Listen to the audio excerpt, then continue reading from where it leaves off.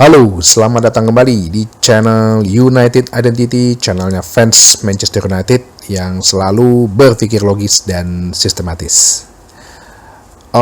Jadi hari Minggu ini jam 9 malam kita akan melakukan pertandingan pekan ke-17 di mana Manchester United akan menjamu Bournemouth. Ya, Bournemouth ini sekarang di peringkat 6 dengan beda 3 poin dengan Manchester United. Ya udah banyak nada-nada sinis, pesimis gitu ya dari akun-akun olahraga lain gitu ya, atau akun-akun yang mungkin ngaku-ngaku fans. Wah, bakal parah nih sama Bournemouth. Ya nggak apa-apa, wajar gitu karena peringkat juga beda dan 4 pertandingan terakhir itu Bournemouth tidak kalah ya, bahkan setelah 3 kali menangan terus terakhir dia imbang lawan West Ham United. Pastinya sih Bournemouth ini kan mungkin ya setipe ya dengan Nottingham Forest ya, gaya Inggris banget, klub yang mungkin middle table tapi permainannya kompak, sangat praktis ya. Semua lini merata walaupun pemainnya mungkin ya sedang-sedang aja, nggak ada pemain bintang. Yang pasti sih kalau bicara pemain mungkin semua mata akan tertuju ke Milos Kerkez yang dari sejak awal musim bahkan sampai sekarang diisukan, diincar Manchester United untuk posisi bek kiri. Nah, kemarin cuman press conference sebentar aja sehabis tanding lawan Tottenham Hotspur, yang dimana Ruben Amorim memberikan informasi bahwa Lindelof sepertinya absen ya karena dia ditarik pada saat menit ke-35 atau 36 babak pertama melawan Tottenham, dan kemudian juga Mason Mount juga absen, dan gue juga baru lihat ya ternyata De Ligt nggak ada kemarin di squad ya, dan dia sakit. Berarti agak berbahaya juga nih ya, udah mulai banyak bertumbangan nih pemain-pemain nih. Ditanyakan mengenai ya pertandingan Tottenham tadi gimana ya, dia bilang sih sebetulnya progres kita untuk scoring tuh udah bagus ya, membawa bola ke daerah sepertiga terakhir itu udah bagus. Cuma beberapa kombinasi serangannya itu masih ada yang masih berantakan ya, jadi itu perlu improvement. Dan kembali wartawan mempertanyakan Marcus Rashford ya, dia bilang sih available ya, bukan masalah kedisiplinan lagi. Nah ini ya, bukan masalah hukuman gitu ya, bukan punishment apapun juga, walaupun dia sebelumnya itu memberikan interview ya. Cuman kemarin di Tottenham tuh ada spanduk mengenai Rashford tuh yang dibilang alasan aja lo, banyak alasan aja gitu ya, excuses gitu. Iyalah, banyak alasan mulu kan dia setiap kali ada kritik keras karena performanya lagi turun, habis itu dia bikin interview, bikin status, bikin interview sih kata-kata sih, yang bilang ya gue begini, sekarang gue siap apa segala macam untuk pindah.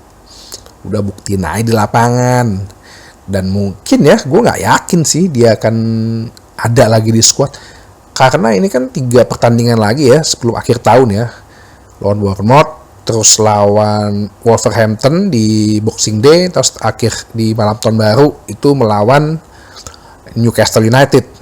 Mungkin 3 pertandingan ini ya gue rasa kayaknya benar-benar nggak dipasang gitu loh. Di Januari ya udah siap-siap aja lo dilepas atau dijual gitu. Tergantung nih Ineos nih networkingnya gimana nih, Omar Berada, Jason Wilcox nih untuk nawarin Rashford keluar ya. Capek juga lama-lama dia doang yang tanyain. Nah kemudian itu yang dia bicarakan. Dia bilang bahwa ya gue sudah melupakan permainan yang tadi, yang sebelumnya. Dia tidak mempersalahkan satu individu ya, karena ya mungkin semua juga tahu itu kan by dear gitu ya, tapi nggak semua Bayindir juga, ada faktor si Lisandro Martinez, dia tidak mempermasalahkan hal itu, tidak akan mempersalahkan ya individu-individu. Jadi dia akan fokus untuk pertandingan melawan Bournemouth ya. Ya ditanya, kalau Marcus available Sunday dimainin nggak? Ya kalau available nah dimainin. Kan dibilang kalau available. Kalau nggak available ya udah. Terus ya ditanyakan mengenai Mason Mount, dia bilang ya kita akan membantu, saya akan bantu dia gitu ya untuk recovery-nya. Terus dia bilang gimana nih? Tanya nih terakhir nih. Nih dalam 3 hari 1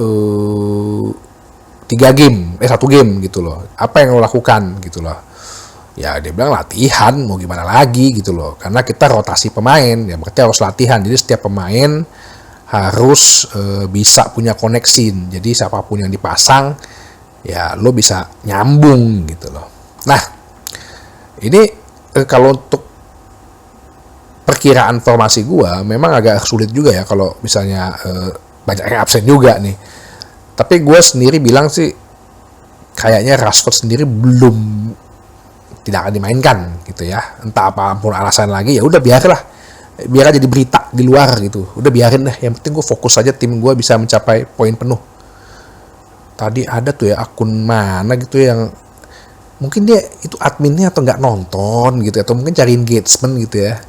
Langsung bilang, "Duh, mana Rashford nggak ada, kalah." Aduh. Padahal permainannya bagus gitu loh ya, nggak nonton nih kayak gitulah. Itulah yang akun-akun kayak gitu yang cuman mau cari traffic, yang mendingan lo ya tinggalin aja dah ya. Tontonlah, banyak kok akun-akun yang bisa berpikir logis dan sistematis, nggak hanya gua gitu. Itulah yang lo jadikan referensi. Untuk formasi ya, kembali kiper kita kembalikan ke Andre Onana. Ya udah ngelihatnya Bayindir ya, mungkin Bayindir masih perlu berlatih keras lagi. Nah 3 back tengahnya ini nih, kalau De Ligt misalnya memang sakit ya, gak mungkin kan butuh cuma 1 hari dia recovery gitu. Ya berarti back tengah 3-nya kita, back tengahnya Maguire, back tengah kanannya Leny Yoro, ini menurut pernyataan Titi, dan back tengah kirinya Lisandro Martinez. Semoga Lisandro Martinez masih fit ya. Tapi kayaknya ini kok fit kok. Cuman dia udah fit sekarang malah agak menurun, gue bilang ininya performance-nya ya. Ada banyak beberapa kali melakukan error deh, kesalahan individu. Untuk 4-nya 3-4-3 ya. Mungkin duet pemain tengahnya Ugarte dan Maino. Sehingga di back kanan yaitu Dalot dan wingback kirinya Tyrell Malacia. Kok nggak si Mazraoui? Kemarin lawan Tottenham tuh Mazraoui agak gak bagus ya. Mungkin penampilan terburuk dia dalam sejak dia join Manchester United. Bisa jadi karena faktor kecapean sih ya. Faktor capek, lelah tuh, dia kan udah main berapa kali jadi starter kan. Setiap kali pertandingan kan jadi starter deh. Di berbagai posisi lagi ya. Gue bilang dia mendingan diistirahatin dulu deh. Kemudian di tengah depannya gue sih berharap Bruno Fernandes, kayaknya juga kalau ini sih gak tahu deh, fit selalu dia sih ya. Bersyukur lah. Kemudian Amad Diallo ya, supaya kita punya daya pressing ya, kita berikan lagi kesempatan buat Rasmus Højlund. Kalau untuk nge-press pemain sih Rasmus Højlund ya. Ya Zirkzee masuklah di babak kedua lah kalau memang Højlund buntu, atau memang kita udah unggul 2-0 gitu ya. Kayaknya dia lebih bagusnya di situ gitu. Gimana prediksi itu permainan? Ya gue rasa 3-4-3-nya gini. Walaupun Bournemouth ini peringkat 6 gitu ya, mungkin kita harus berhati-hati ya. Kalau kita bisa belajar dari kesalahan waktu melawan Nottingham Forest, ya gue rasa sih kita bisa unggul ya. Jangan ada kesalahan individu lagi ya, harus bermainnya udah sesuai dengan pola apa yang diajarkan oleh Ruben Amorim deh ya. Itu satu. Yang kedua, semoga defending corner atau defending set pieces kita sudah dilatih ya. Jangan sampai itu dilihat lawan menjadi titik lemah dan dimanfaatkan. Itu yang berbahaya. Oke, pertandingan terakhir sih musim lalu kita menang 3-0 ya. Terus yang ketiga yang pasti adalah pengen lihat sih desire to win-nya untuk muncul lagi. Ini harus partai yang harus dimenangkan. Kan gue kan bilang ya waktu itu kan, lihat Ruben Amorim sampai akhir tahun ya, konsisten nggak? Nah, dari sejak kemarin pertandingan Arsenal bagus, terus agak turun di Nottingham Forest, bagus, konsisten di lawan City, konsisten lagi kemarin di lawan Tottenham Hotspur ya. Hasil kan gue bilang nanti dulu. Nah, gue pengen lihat nih konsisten lagi nih. Seharusnya sih udah makin konsisten ya, udah makin padu lagi nih mereka semua ini nih. Sehingga kalau misalnya mereka dengan padu, minimal dengan seperti apa yang ditampilkan lawan Tottenham tadi, tanpa harus ada kesalahan-kesalahan individu, baik itu back tengahnya, baik itu kesalahan umpan, passing segala macam, gue sih bisa yakin kemenangan kita capai gitu loh ya. Karena dengan kemenangan ini mungkin ya, kalau misalnya ngeliat dari jadwal tim-tim lain gitu ya, kita bisa naiklah di atas peringkat 10 gitu di atas peringkat 10 lah, 98 gitu ya. Jadi untuk menambah kepercayaan diri ya, syukur-syukur semoga sampai akhir tahun kita bisa di 8 besar deh ya. 6 besar pun juga udah bagus.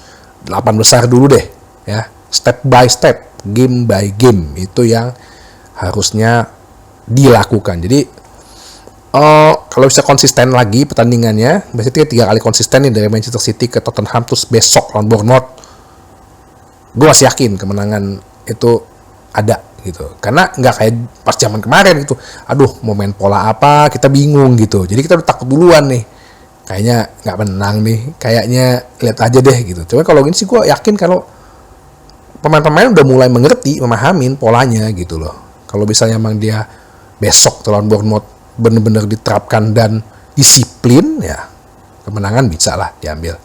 Oke, gue belum tahu bisa kasih pandangan mata atau enggak hari Minggu karena masih di luar kota juga.